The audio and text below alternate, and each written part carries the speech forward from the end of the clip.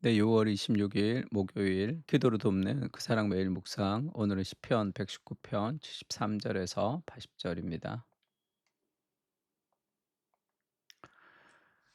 네, 우리가 그 79절 그리고 80절에 보면 주를 경외하는 자들이 내게 돌아오게 하소서. 그리하시면 그들이 주의 증거들을 알리이다.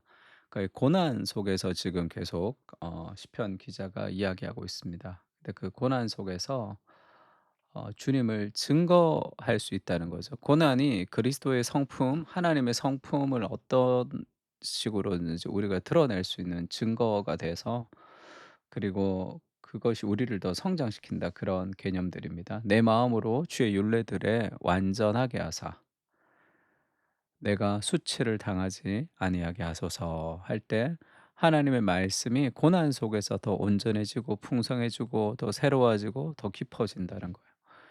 인생의 고난을 겪으면서 우리가 겪는 최고의 선물이 있다면 결국 하나님 그분에 대한 이해가 더 깊어지는 겁니다.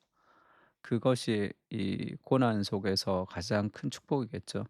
고난을 통해서 힘들었는데 나중에 뭐 이런 복이 있더라, 뭐 이런 기쁨이 있더라, 뭐 그런 것도 있지만, 그것보다 더 깊은 거, 고난 그 자체를 다시 내가 바꾸고 싶지 않다. 내가 고통스럽지만 그 시간을 소중하게 여기는 이유는 뭡니까? 하나님의 말씀과 하나님을 더 깊이 이해했기 때문에 그렇죠. 그러니까 그 고백들입니다. 그래서 "주의 증거들을 알리리이다."라는 말씀으로 말씀을 좀 나누려고 합니다. 첫 번째, 고난 속의 신뢰는 하나님의 성품을 드러낸다는 거죠. "주의 손이 나를 만들고 세우셨사오니 내가 깨달아 주의 계명들을 배우게 하소서." 주를 경외하는 자들은 나를 보고 기뻐하는 것은 내가 주의 말씀을 바라는 까닭이니이다. 그러니까 고난 속에서 그가 하나님을 바라고 말씀에 순종한 것을 하나님을 경외하는 사람들이 보고 기뻐하는 거죠. 여호와여, 내가 알거니와 주의 심판은 의로우시고 주께서 나를 괴롭게 하심은 성실하심 때문이다. 그러니까 내가 좀 어렵게, 그 고난도 하나님의 성실, 하나님의 주권 안에서 이루어지는 것이라는 거죠. 구하오니 주의 종에게 하신 말씀대로 주의 인자하심이 나의 위안이 되게 하시며, 우리가 고난에서 기도할 수 있는 힘은 하나님의 말씀을 근거하는 거죠. 어떤 고난이든지 상관없습니다. 그 고난이 나의 죄로 인한 고난이라 할지라도 하나님 나를 사랑하시고 그 고난 속에서도 우리 인생을 가장 아름답게 모든 것을 합력하여 선을 이루신다는 주의 말씀을 붙들어서, 그 말씀이 우리에게 위로가 되는, 위안이 되는 거죠. 주의 긍휼이 여기심이 내게 임하사 내가 살게 하소서. 주의 법은 나의 즐거움이니이다. 하나님의 말씀을 읽고 묵상하는 것이 우리 인생의 진정한 즐거움이 될 수 있도록, 고난 속에서도 우리가 하나님의 성품을 드러낼 수 있고 하나님을 신뢰하는 것이 고난 속에서 그것이 더 빛나게 나타날 수 있습니다. 야고보서도 그런 말씀이 있죠. "내 형제들아, 너희가 여러 가지 시험을 당하거든 온전히 기쁘게 여겨라." 시험 자체를 기뻐할 사람은 없습니다. 우리가 환난 중에 즐거워하나니 할 때 환난 자체를 즐거워하는 사람은 없어요. 그럼 병원에 가야 됩니다. 시험을 온전히 기쁘게 여기는 이유는 그 시험이 하나님이 함께 하시기 때문이죠. 하나님이 이 시험을 통해서 나에게 좋지 않은 결과를 주지 않을 것이다라는 하나님을 향한 신뢰가 시험을 이기게 합니다. 멘탈을 강하게 할 필요도 없고 내가 그 시험 속에서 어떻게 해야 되겠다는 아등바등할 필요가 없죠. 하나님이 이 시험을 통제하시고 하나님의 주권적으로 다스리신다는 것을 계속 묵상하는 겁니다. 그래서 그 시험을 기쁘게 여길 수 있는 이유는, 이는 너희 믿음의 시련이 인내를 만들어내는 줄 너희가 알미라. 그 시련이 인내를 만들어냅니다. 우리를 오래 참는 사람으로. 인내를 온전히 이루라. 이는 너희로 온전하고 구비하여 조금도 부족함이 없게 하려 함이라. 그 인생의 고난이 우리를 성숙하게 합니다. 그리고 그 인생의 고난 중에 필요한 게 뭡니까? 너희 중에 누구든지 지혜가 부족하거든 모든 사람에게 후히 주시고 꾸짖지 아니하시는 하나님께 구하라. 그리하면 주시리라. 인생의 고난 속에 그 고난을 우리가 온전히 기쁘게 받아들이며 성장하기 위해서 우리에게 필요한 것은 하늘의 지혜입니다. 하나님이 내 인생에 지금도 함께 하신다는 그 고백이 훨씬 우리를 성숙시키는 거죠. 또 히브리서도 그런 표현이 있죠. 어떤 사람들은 조롱과 채찍질을 당했습니다. 복음 때문에 결박과 옥에 갇히는 시련도 받았고 돌로 치는 것과 톱으로 켜는 것과 시험과 칼과 죽임을 당하고 양과 염소의 가죽을 입고 유리하여 궁핍과 환난과 학대를 받았습니다. 그러나 이런 사람은 세상이 감당하지 못하느니라. 그 복음 앞에서 이런 여러 가지 환난과 학대를 당하지만 그것을 감당하는 사람들이 있는 거죠. 그건 세상이 감당하지 못하는 종류의 사람이다. 고난을 기쁨으로 받아들이는 그들이 광야와 산과 동굴과 토굴에서 유리하였느니라. 이 사람들은 다 믿음으로 말미암아 증거를 받았으나 약속된 것을 받지 못하였으니 이는 하나님이 우리를 위하여 더 좋은 것을 예비하였은즉 우리가 아니면 그들로 온전함을 이루지 못하게 하려 하심이라. 그들이 이 땅에서 이런 것들을 감당할 수 있었던 이유가 하나님의 나라를 바라보았기 때문이고 그리고 하나님의 사랑이 커서 이 고난 속에서 결국 우리가 받을 무엇이 아니라 이미 누린 그 은혜가 고난을 이기게 하는 거죠.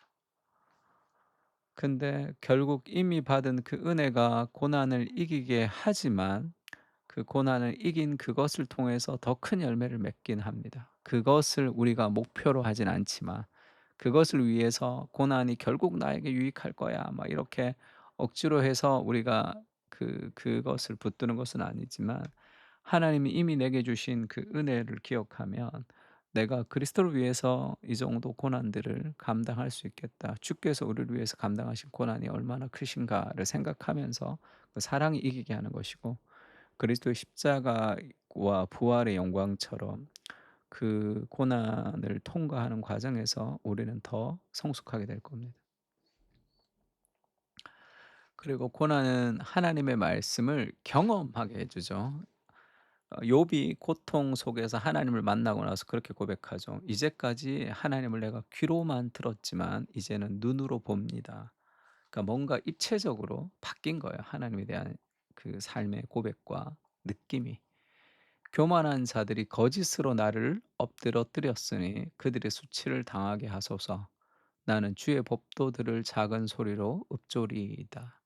악인들이 잘못된 말, 그리고 세상의 잘못된 문화의 내러티브, 거기에 흔들리지 않고 내가 자신을 고수하면서 믿음으로 작은 소리를 읊조리지만 그것이 결국은 승리하게 되고 악인의 목소리들, 세상의 목소리들이 결국 수치를 당하게 될 것이다는 말씀의 불변성을 붙드는 거죠. 주를 경외하는 자들이 내게 돌아오게 하소서. 그리하시면 그들이 주의 증거들을 알리이다. 내 마음으로 주의 율례들에 완전하게 하사 내가 수치를 당하지 아니하게 하소서. 마음으로 하나님의 말씀이 완전해지는 거죠. 자기의 삶에. 그리고 수많은 교만한 사람들과 어려움 속에서 그 말씀을 붙들 때 그 말씀이 더욱더 크게 다가옵니다.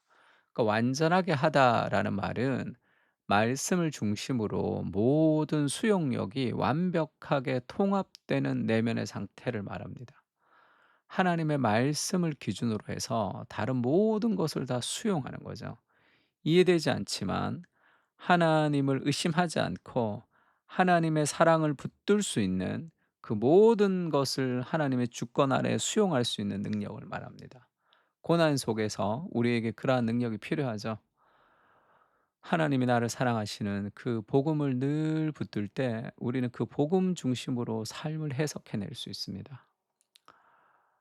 고린도후서에도 그런 말씀이 있죠. 모든 환난 중에서 우리를 위로하게 하셔서 또 그 우리가 위로받는 그 위로로 다른 사람 모든 환난 중에 있는 다른 사람을 위로하게 하시는 그게 하나님의 비전이죠. 하나님의 역사입니다. 그 상처는 별이 되는 거죠.